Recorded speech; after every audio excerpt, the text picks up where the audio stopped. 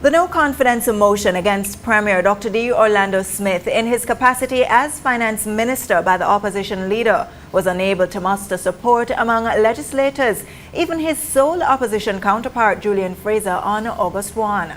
However, backing from outside the parliament was provided by a BVI national who is an attorney and a former chairman of the BVI Chamber of Commerce and Hotel Association.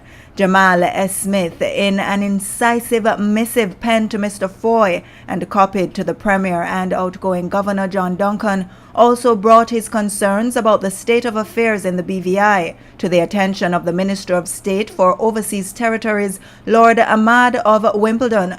In that four-page letter, Smith conceded that while the motion will inevitably fail, it raises the need for a better mechanism to hold the government accountable and pointed to the utility of a recall election. Citing projects such as the Cruise Pier and Park, which incurred overspending, the over $1 million Elmore Stout High School wall, and BVI Airways investment, which he argues resulted in the disenfranchising of a Virgin Islands-owned business, Smith said, quote, "It is right that the Premier and his wife should be removed from office sooner rather than later," end quote.